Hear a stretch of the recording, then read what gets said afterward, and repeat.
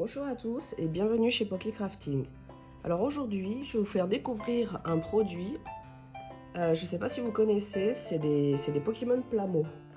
Alors Plamo, c'est le diminutif de plastique modèle. Voilà, donc on le voit ici, Pokémon Plamo. Voilà à quoi ressemblent les boîtes. Voilà, ça fait une taille un peu plus grande qu'une feuille A5. Voilà, je vais vous montrer le tour de la boîte. Donc on va le monter ensemble, celui-ci. Donc bon, ça vous spoil un petit peu déjà à quoi on peut s'attendre à l'intérieur. Alors juste vous préciser, c'est du coup des figurines qu'on peut faire monter par des enfants à partir de 6 ans. Et surtout, il n'y a besoin ni de colle, ni d'outils supplémentaires. C'est-à-dire qu'avec cette boîte-là, c'est suffisant. Vous avez besoin de rien d'autre pour pouvoir faire votre figurine. Et sans plus tarder, on va découvrir l'intérieur. Donc du coup, je vais quand même le préciser, la boîte, elle est vendue comme ça. C'est-à-dire, dans le magasin, on peut les ouvrir, quoi. Il n'y a pas de plastique autour ou de bandes qui tiennent les deux parties ensemble. Donc quand vous achetez ça, n'hésitez pas à vérifier qu'à l'intérieur, on est bien sur quelque chose de complètement scellé. Voilà. Alors, ce qui est un peu particulier, c'est qu'ils ont tendance à imprimer du coup la notice de montage directement dans la boîte. Autant vous dire que la boîte est super importante quand vous connaissez pas le produit et que vous êtes sur une figurine complexe et qu'en plus vous voulez le faire monter par quelqu'un qui n'a pas l'habitude. Bon, après, franchement, au niveau du montage, quand on en a fait quelques-uns, c'est relativement simple, même si vous n'avez pas la notice, on finit par deviner dans quel ordre monter les pièces et quelle pièce va où. Hein. Il n'y a pas non plus énormément de pièces. Donc du coup, je vous montre de près un petit peu la notice de montage. Donc là, sur cette partie-là, sur la bande là en haut, donc ils expliquent grosso modo comment c'est constitué et comment se repérer, puisque sur chaque plaque, vous allez avoir des petits numéros, le numéro de la plaque et le numéro de la pièce. Voilà. Du coup là, ça explique juste qu'il faut les détacher et puis ensuite on les monte à la main. Et en dessous, à partir de là, on a dans l'ordre chronologique toutes les étapes de montage. Voilà, donc là je vous montre bien une bonne fois au début pour toutes. Et du coup, ce produit-là, il a été conçu pour que vous puissiez faire une couronne de Ramolos avec 7 figurines. Alors malheureusement, je n'en ai qu'une, donc on ne fera pas la couronne, mais à minima, je pourrais vous montrer le montage. Voilà. Donc du coup, on va mettre ça de côté. Ce qui est super important et à ne pas perdre, c'est les stickers.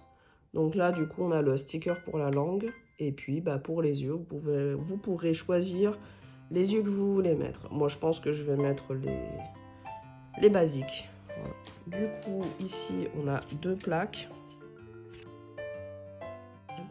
Donc la plaque A1, on a juste le corps de Ramolos, le haut et le bas.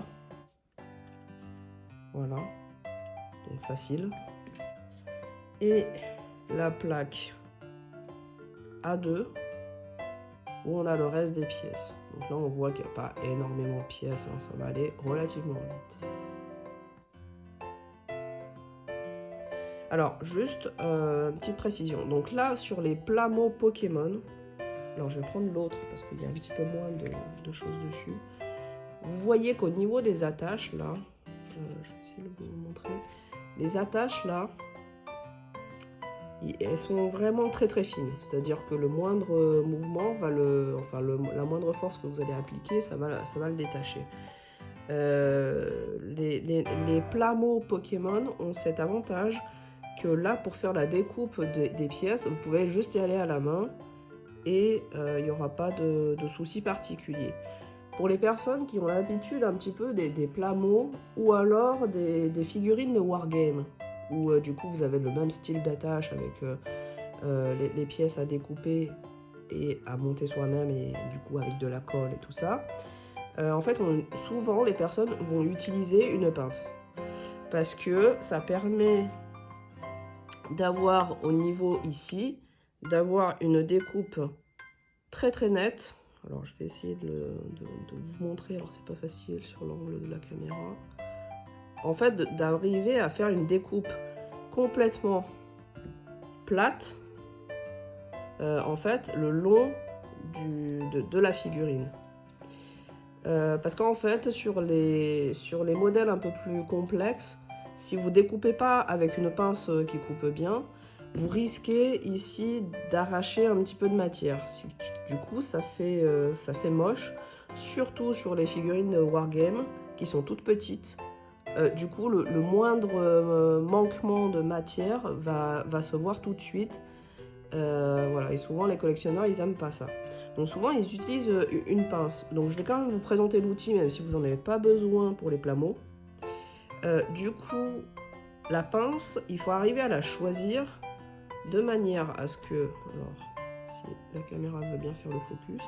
De manière à ce que le tranchant, là... Alors, je vais essayer... Voilà. De manière à ce que le tranchant, là, soit le plus fin possible. Donc c'est extrêmement biseauté, celui-ci est extrêmement biseauté, je ne sais pas si vous arrivez à voir en fait.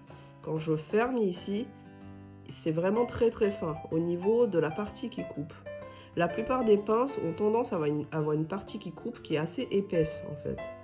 Du coup, cherchez plutôt une pince avec une partie qui coupe à la fois qui soit fine, mais que la pince elle soit quand même assez puissante, donc plutôt de cette forme-là quoi.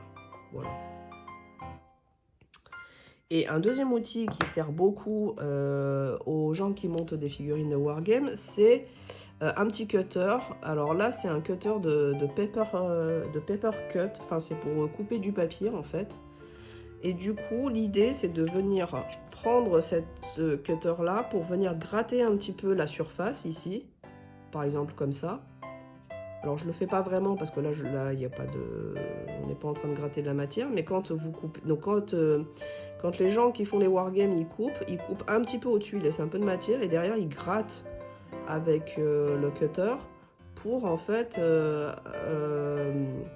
pour enlever le surplus de matière à ce niveau-là et du coup pour que ça puisse rester sur une finition qui soit plate et uniforme et sur lequel on ne voit pas de trous de plastique.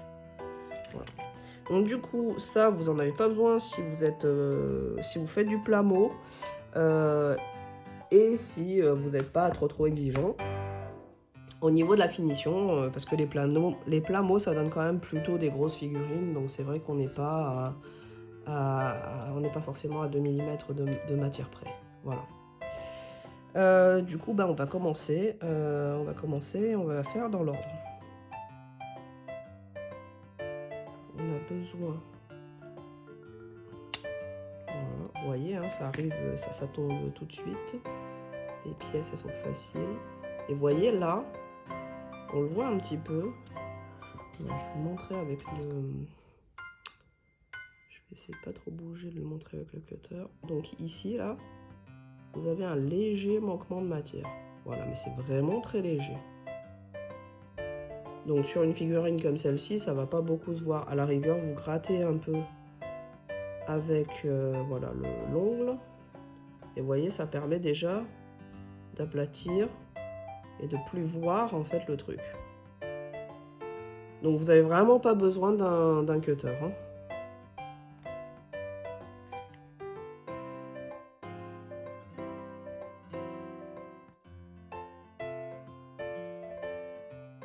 Du coup, tout simplement, hein, du coup, il y a toutes les encoches qui sont déjà prévues, donc ça c'est très pratique.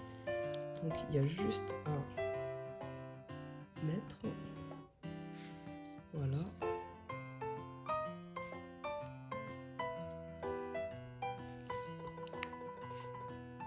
Hop, hop, voilà. Du coup, la tête elle est faite.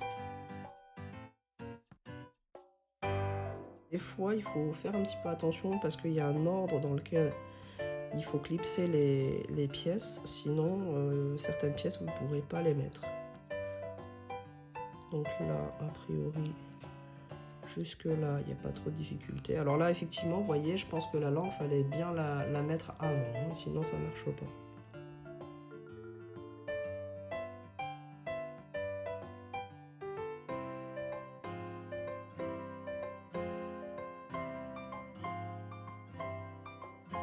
Là, ils disent qu'il faut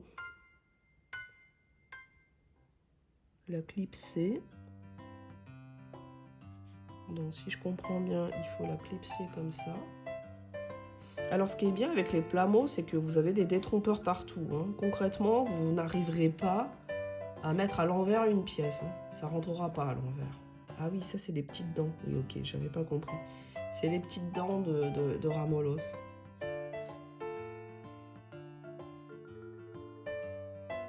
Vous voyez que tout s'imbrique parfaitement. Et du coup, à cette étape-là, il faut mettre le sticker sur cette partie-là. Donc le sticker. Donc là, vous voyez que le sticker, il a un espèce de V au milieu. Donc ce V, ça permet de pouvoir courber le sticker pour couvrir la partie courbée là du plastique. Du coup, donc il faut y aller doucement. Et alors, sur la notice, il vous explique dans quel sens il faut mettre le sticker. Donc il faut déjà coller une moitié, ensuite faire le joint au milieu pour que vous ayez une couleur sans discontinuité au milieu, et ensuite on pousse du milieu vers l'extérieur. Donc du coup, alors moi du coup pour placer les stickers, j'aime bien par habitude prendre le cutter. Ça permet d'avoir un placement de stickers extrêmement précis.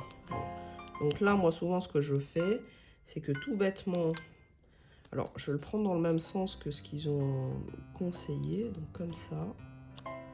Je le colle d'un côté sur la lame, comme ça ça bouge pas, je suis sûre que, voilà, que c'est bien sur la lame. Donc là on voit que déjà la forme commence à... Donc l'idée c'est d'arriver à faire ça, voilà, sur la partie plastique. Du coup là je vais me concentrer un peu parce que l'idée c'est de bien centrer le truc. Alors, je vais vérifier que vous le voyez bien. Donc en plus de ça, alors je ne sais pas si vous voyez, mais en fait il y a clairement un trait là. À l'intérieur, là vous avez un trait pour bien placer votre sticker. Donc il faut juste, enfin entre guillemets, hein, juste suivre le trait. Alors je me concentre un peu.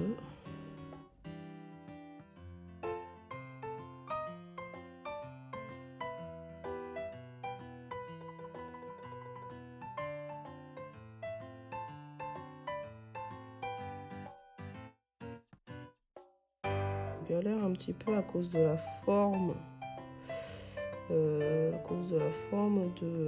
De cette bouche, et surtout aussi parce que j'ai absolument pas l'habitude de faire ça de manière filmée en vidéo. Voilà, donc c'est pas, je vous avoue que là c'est pas une grande réussite, mais bon, on va voir sur le résultat final. Donc là l'idée c'est de bien appuyer. Alors bon, c'est vrai que moi j'ai un petit peu tendance à passer l'ongle, faut éviter parce que des fois ça fait des marques sur le... Donc là on voit que c'est pas parfaitement aligné, hein. Je me suis un petit peu ratée, mais bon c'est pas grave. Ça suffira parce que bon, je pense que la pièce elle va être plutôt, elle va plutôt être genre comme ça. Donc voilà, je suis pas sûre que ça va beaucoup gêner, on verra au résultat final. Passons à la suite. Donc du coup, on a notre tête de Ramolos et le haut de la lèvre. Il suffit, tout bêtement, voilà, de le mettre. Alors, je pensais que la partie était articulée, en fait, pas du tout. C'était juste le mécanisme pour mettre les petites dents, en fait.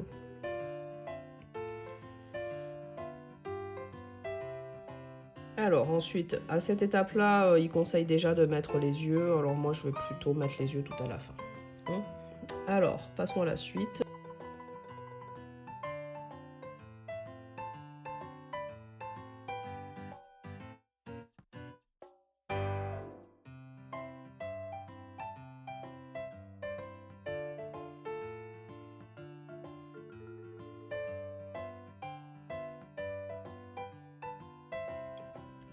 Donc là, du coup, je vais vous montrer. Vous voyez, là, la forme de ce qu'on peut emboîter. À chaque fois, on va voir quelque chose de différent. Donc vraiment, vous ne pouvez pas vous planter. Et quand c'est la même chose, ça veut dire que les pièces, elles sont interchangeables. Voilà. Donc allons-y du coup pour les petites griffes. Alors on a voilà les mêmes formes hein, qu'on voit que ce que je vous ai montré tout à l'heure sur la partie rose.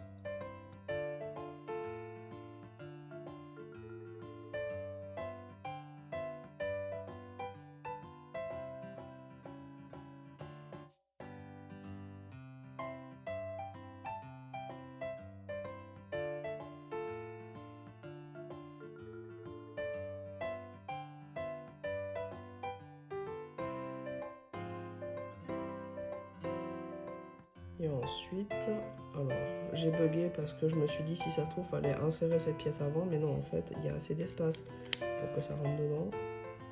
Et du coup celle-là c'est une queue qui est bloquée parce que souvent on a des queues qui sont articulées et à ce moment-là l'articulation il faut la mettre avant de refermer le corps. Et enfin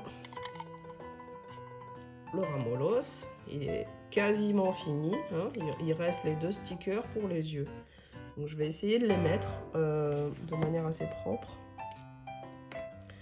Donc on avait dit qu'on prendrait cela. Donc ça c'est presque l'étape la plus délicate, hein, comme sur la plupart des projets. Ce qui va faire la différence, c'est le visage. Si le visage est bien fait, tout se passe bien. Si le visage est moins bien fait, et ben, le reste rend un peu moins bien.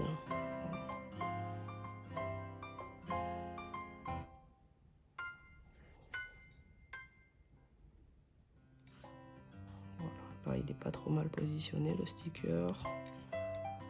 Alors, là je l'ai mis à la fin, le sticker, mais je pense que en fait, le mieux, ça serait de mettre les stickers avant de mettre cette partie blanche dans la partie rose, tout au début donc. Parce que là, par exemple, on peut déborder un petit peu sur le rose, alors que si vous faites l'inverse et que le rose, vous venez comment dire, l'emboîter par-dessus, ben, en fait, automatiquement, là, vous n'aurez jamais de débordement au niveau du blanc de l'œil.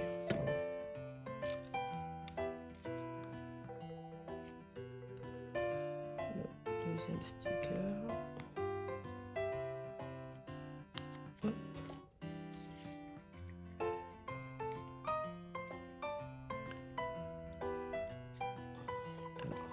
Pas facile d'avoir le bon angle pour à la fois bien aligner le sticker et que ça rende sur la vidéo. Voilà, là on n'est pas trop mal. Et voilà. Donc là je range mon cutter.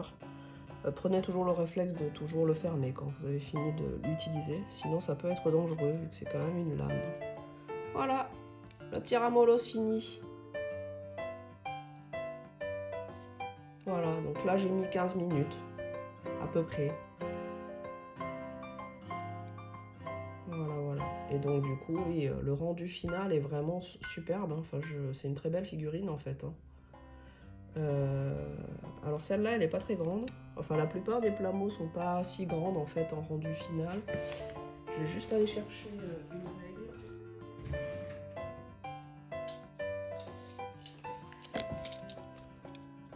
Vous voyez, celle-là, elle fait bon, une dizaine de centimètres, quoi, 11 centimètres.